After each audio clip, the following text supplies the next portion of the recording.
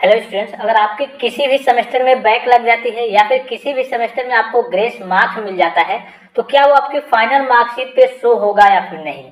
इसके बावजूद आपके किसी भी सेमेस्टर में अगर आप एब्सेंट हो जाते हैं प्रैक्टिकल में या फिर थ्योरी के सब्जेक्ट में तो क्या वो आपकी मार्कशीट पे शो होगा या फिर नहीं।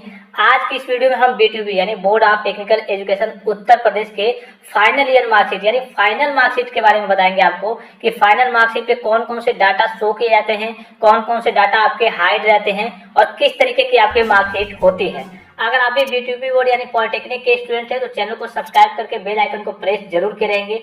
खास करके सभी बच्चे टेलीग्राम चैनल पे ज्वाइन जरूर रहेंगे, इसलिए कि ये चैनल आपके लिए काफी इंपॉर्टेंट है।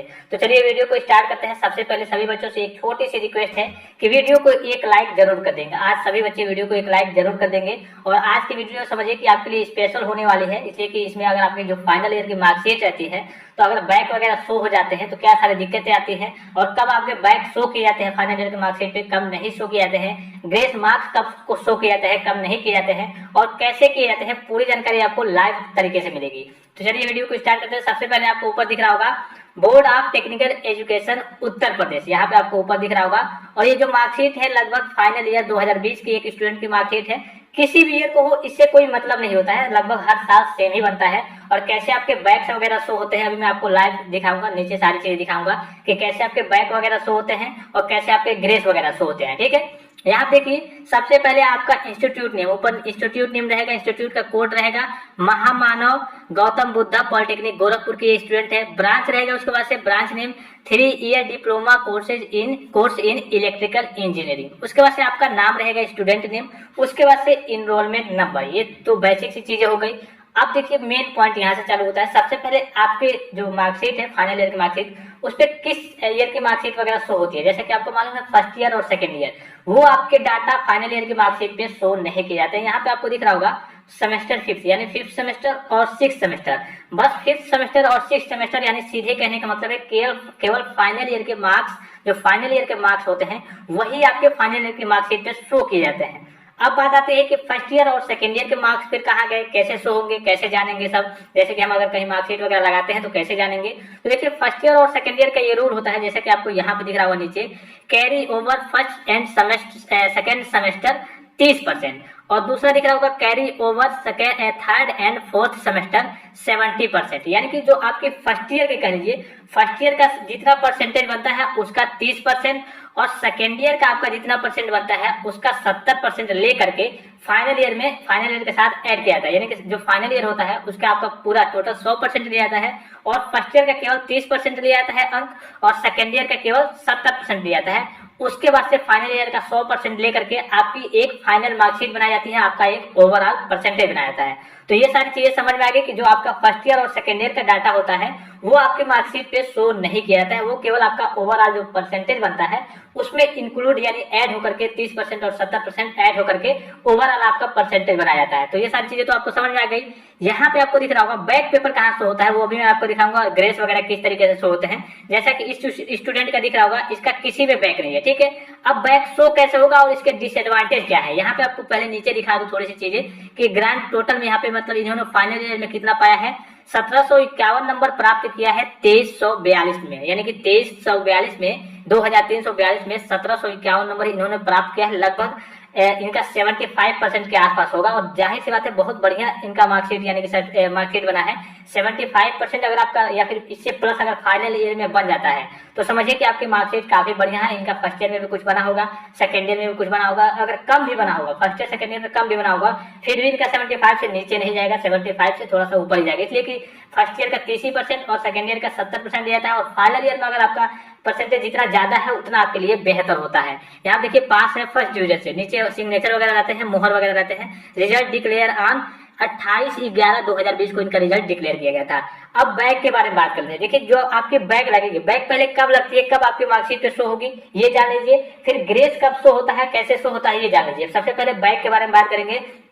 जैसा कि आपको इंटरफेस पे दिख रहा होगा एक स्टूडेंट का है, इन स्टूडेंट का तो बैक नहीं लगा है जिनका मैं मार्कशीट दिखा रहा हूँ, लेकिन एक स्टूडेंट का बैक लगा है। अब किस सेमेस्टर में लगा है, कब लगा है ये जानकारी आपके लिए इंपॉर्टेंट है, किस सेमेस्टर में लगा है। जो इंटरफेस पे आपको दिख रहा होगा इनका थर्ड सेमेस्टर में ही बैक लगा है, फिर भी मार्कशीट पे शो हुई है।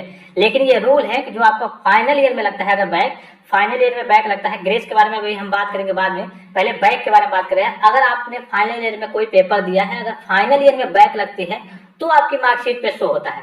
लेकिन इस स्टूडेंट का जैसे जिसका मैं दिखा रहा हूँ यहाँ पे, इनका जो आपको इंटरफेस से दिख रहा है, इनका थर्ड सेमेस्टर यानी कि जो थर्ड सेमेस्टर में सब्जेक्ट है, सिविल का सब्जेक्ट है आपका बिल्डिंग ड्राइंग, इनमें इनका थर्ड सेमेस्टर में ही बैक लगा था, फिर भी इनके मार्कशीट पे क्यों शो है? यानी कि सेकेंड ईयर में जब बैक लगा था तो इनकी फाइनल ईयर की मार्कशीट पे क्यों शो की गई? ये रीजन इनका ये है कि जब इन्होंने थर्ड सेमेस्टर में पेपर दिया बिल्डिंग ड्राइंग का, तो उनका मान लीजिए एक बैक लग गया जब रिजल्ट आया। फिर ऑड का जो बैक होता है इवन में ही होता है, तो इन्होंने फोर्थ सेमेस्टर में दिया बैक क्लियर करने के लिए, फिर भी ये क्लियर नहीं कर पाए। और जब क्लियर नहीं कर पाए फोर्थ सेमेस्टर में, तो फोर्थ से जाकर के सीधे क्या हुआ, सिक्स्थ में इनका पेपर हुआ। और सिक्स्थ में पेपर हुआ यानी कि अगर आपकी बैक लगती है, आप एक बार में क्लियर नहीं कर पाते हैं, आप स्पेशल बैक देते हैं, तो भी वो आपकी मार्कशीट पे शो होती है, चाहे वो फर्स्ट ईयर में लगी हो चाहे सेकेंड ईयर में लगी हो। अगर आप एक अटेम्प्ट में, पहले अटेम्प्ट में अगर आप बैक को क्लियर नहीं कर पाते हैं, दूसरा अटेम्प्ट लगाते हैं, दूसरे अटेम्प्ट में क्लियर करते हैं, तो भी वो आपकी मार्कशीट पर शो होगी। अन्यथा अगर फर्स्ट ईयर में एक बैक लगती है, आप क्लियर कर लेते हैं एक ही बार में, या फिर सेकेंड ईयर में लगती है, आप क्लियर कर लेते हैं एक ही बार में, तो वो आपकी मार्कशीट पे शो नहीं होगी। ये अच्छी बात है कि अगर आपके फर्स्ट ईयर में लग भी गई है तो कोई दिक्कत की बात नहीं है, आप एक बार में क्लियर कर लीजिए। फाइनल ईयर में बस बैक नहीं लगनी चाहिए, नहीं तो वो आपकी मार्कशीट पे शो होगी। इसके डिसएडवांटेज क्या है, यानी इसकी हानियां क्या है? जैसे कि आप किसी भी जॉब के लिए जाएंगे कहीं भी, तो सबसे पहले आप इंटरव्यू वगैरह देंगे, मार्कशीट दिखाएंगे, वैसे ही थोड़ा सा आपको मतलब दूसरी निगाह से देखा जाएगा, समझिए कि आपको रिजेक्ट कर दिया जाएगा। इसलिए कि वहां पे बच्चों की लाइनें लगी होंगी जिनके मार्कशीट पे कोई बैक नहीं होगी, अच्छे 80%, 85% या फिर 75% प्लस वाले स्टूडेंट होंगे। और जब वो आपकी मार्कशीट देखेंगे तो कहेगा इस बच्चे के अंदर इतनी काबिलियत नहीं थी कि इस सब्जेक्ट में पास कर पाए, और इसमें इसकी बैक लगी है। और जब फाइनल ईयर की मार्कशीट पे शो होगी तो जाहिर सी बात है वो देखेंगे कि बैक लगी है, तो पहले ही आपको साइड कर दिया जाएगा। इसीलिए आप देखेंगे कि आपकी किसी में बैक ना लगे, नहीं तो काफी दिक्कत होती है बाद में जॉब वगैरह के लिए। मतलब समझिए कि एक तरीके से परेशानी आपकी बढ़ जाती है। तो ये तो बैक की हो गई बात, सारी चीजें क्लियर हो गई होंगी बैक के बारे में। कोई भी डाउट होगी तो आप कमेंट करके जरूर पूछेंगे, ठीक है। ग्रेस मार्क्स के बारे में बात कर लेते हैं। जो ग्रेस मार्क्स आपके मिलते हैं, ग्रेस मार्क्स कितने कैसे मिलते हैं, उसके बारे में मैंने एक विशेष वीडियो आपको बना रखा है। आप सर्च करेंगे grace marks rule by fact टेक शाह, तो वो आपको वीडियो मिल जाएगा, डायरेक्ट आप देख सकते हैं। तो रूल वगैरह मैं नहीं बताऊंगा, कब लगेगी आपको, कैसे शो होती है। अगर आपके फर्स्ट ईयर में मान लीजिए कि आपका किसी सब्जेक्ट में, किसी एक सब्जेक्ट में ओवरऑल फर्स्ट सेमेस्टर और सेकंड सेमेस्टर का आप पेपर देते हैं, तो जब फर्स्ट सेमेस्टर का पेपर देते हैं तब तो आपको ग्रेस रिजल्ट आएगा तो नहीं मिलेगा। सेकंड सेमेस्टर का पेपर देते हैं, अगर आपका किसी first year overall first year में किसी 2 सब्जेक्ट में बैक लग रही हो, 10 नंबर के अंतराल से बैक लग रही हो, तो 10 नंबर आपको अधिकतम 10 नंबर तक दे करके आपको पास कर दिया जाएगा 2 सब्जेक्ट में, किसी अधिकतम 2 सब्जेक्ट में। तो सपोज कीजिए कि आपके फर्स्ट ईयर में ग्रेस मिल गई 2, 4, 5, 10 नंबर, या फिर सेकंड ईयर में मिल गई किसी एक ही ईयर में मिलेगी, या फिर फर्स्ट ईयर में, या फिर सेकंड ईयर में, या फिर फाइनल ईयर में, ठीक है। मान लीजिए कि सेकंड ईयर में मिल गई आपकी ग्रेस, तो जो आपकी सेकंड ईयर में ग्रेस मिलेगी वो आपके फाइनल ईयर की मार्कशीट पे नहीं शो होगी। फर्स्ट ईयर और सेकंड ईयर में मिलेगी ग्रेस, जो आपके फाइनल ईयर की मार्कशीट पे नहीं शो होगी। मतलब कि फर्स्ट ईयर का केवल आपका 30% लिया जाता है और सेकंड ईयर का केवल आपका 70% मार्क्स लिया जाता है। उस पर जो आपका डाटा होता है सब्जेक्ट में कि इसमें बैक लगी है, ग्रेस मिला है, वो आपके फाइनल ईयर की मार्कशीट पे शो नहीं किया जाता है।